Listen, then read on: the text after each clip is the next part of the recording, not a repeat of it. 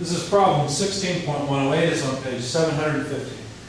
A flywheel is rigidly attached to a shaft of 60 millimeter radius, which may roll without slipping along parallel rails as shown. When released from rest, the system rolls through a distance of 2¼ meters in 15 seconds. Determine the centroidal radius of gyration of the system. What did they give us? Draw a picture. The wheel's a little simpler than the one they drew. I'm looking at the text for theirs. Radius 0.06 meters. There's a incline that the shaft rolls on, and the angle theta is 18 degrees. Now the distance that it rolls down the incline, d, is 2¼ meters, and it does that in a time of 15 seconds. Now, I don't know if I read it, I don't know what they said for sure, but it starts from rest. Now, I don't remember if they said that or not. Let's see, yeah, one release from rest.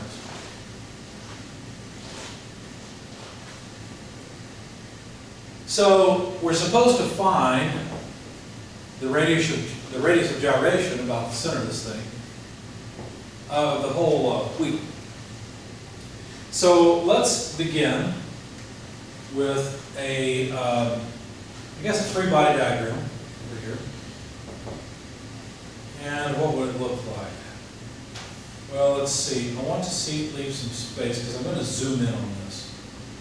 So there's going to be a normal force from the track like this, a friction force up like this.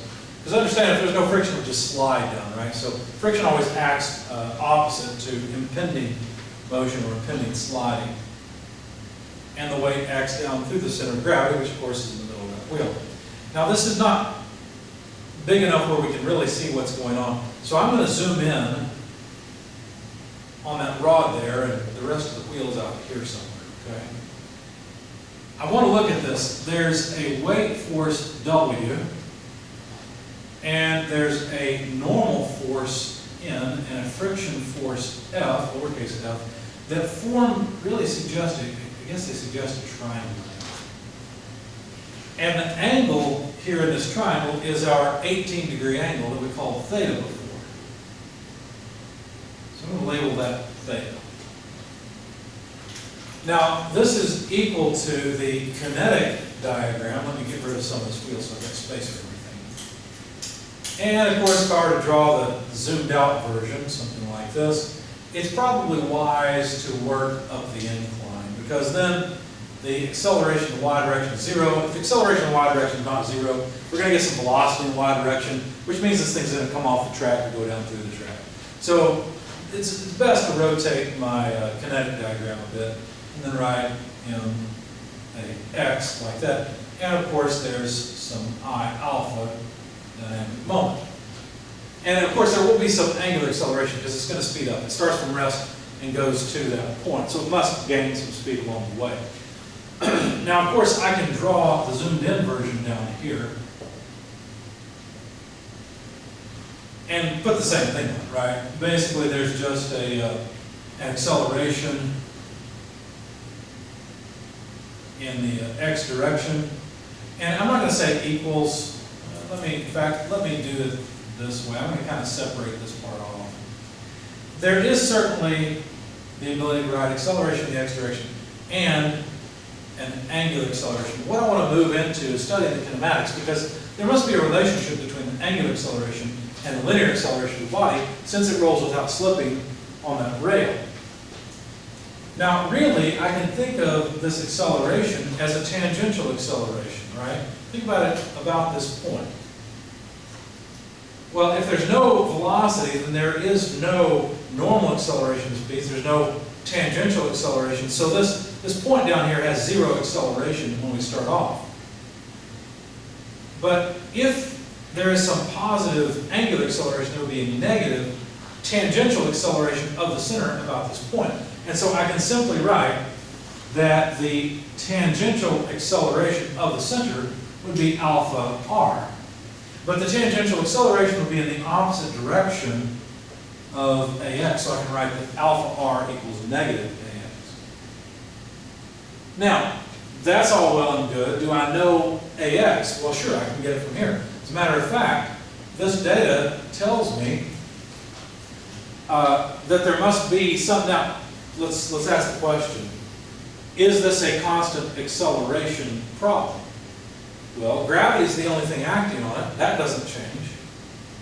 And so, yeah, it must be a constant acceleration problem. So I can use the constant acceleration equations, such as x equals x naught plus v naught t plus 1/2 at squared. Now, if I write x minus x naught, moving this to the other side, isn't that just the distance traveled? And if you think about it, I've inherently or implicitly assumed a coordinate system like this, an xy coordinate system, when I wrote this down. So really this d, isn't that a negative d? Because it moves in the negative x direction. So the final x position is less than the initial x position. So this is going to be a negative thing, and that is just negative d. Anyway, that's negative d. That's moving this to the other side. This is 0 because there is no initial velocity. So this is equal to just 1/2 ax t squared. I made a subtle switch there. I went from the acceleration to the acceleration in the x direction. But I know that the acceleration in the x direction is a negative thing, right? This is going to prove it. Watch. All I got to do is solve for ax.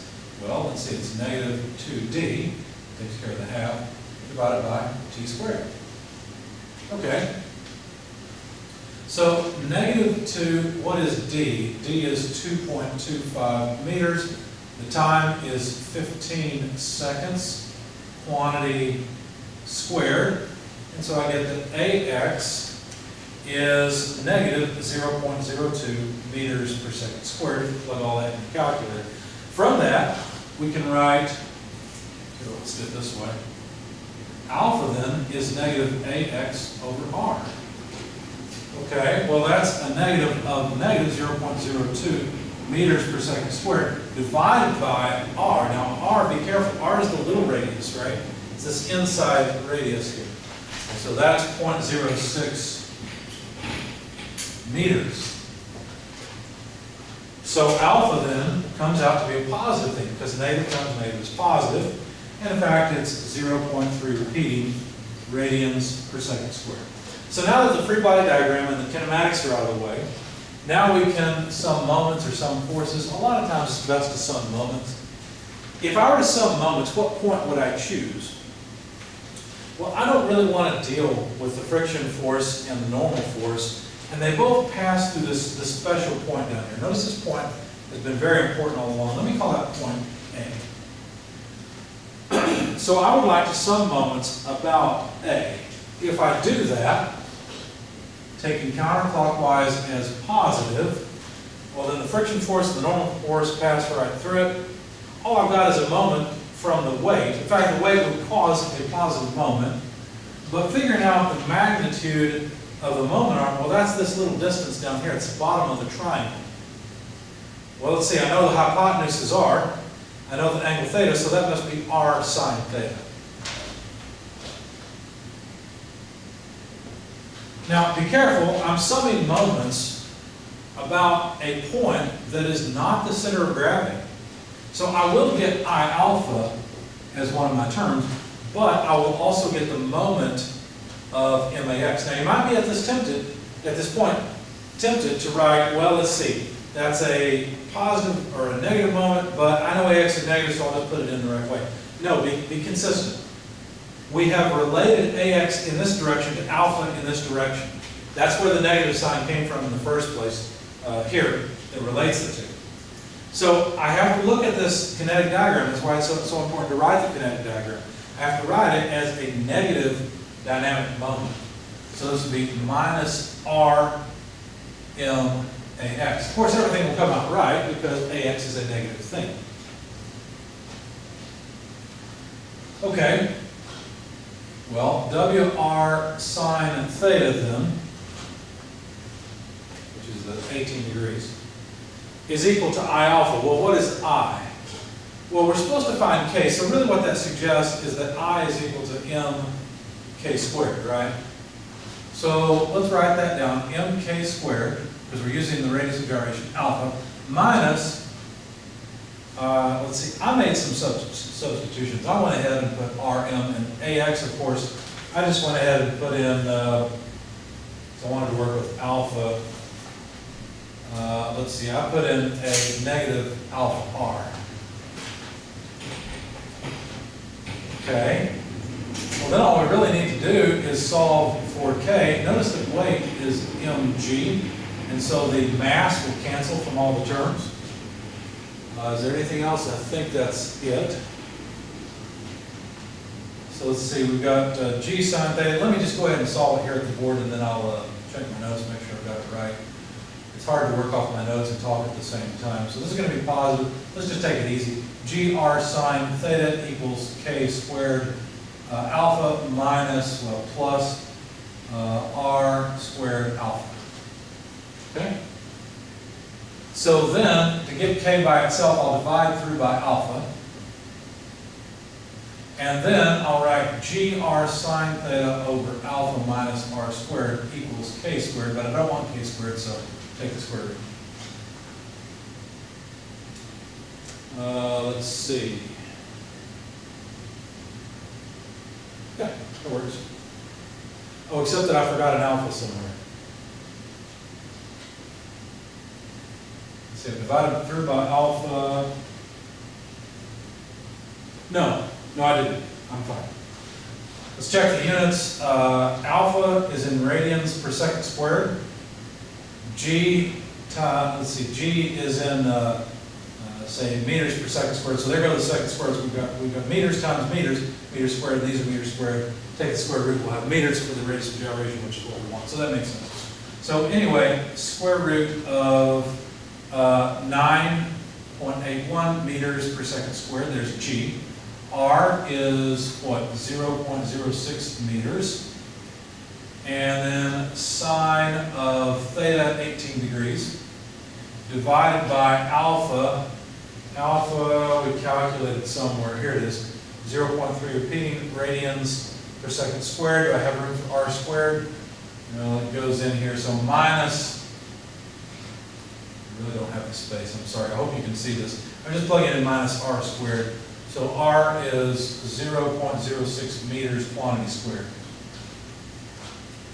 Anyway, plugging all of that into your calculator, you'll find that K, let's see, let's check our units. Again, seconds squared are gone, radians go away for free.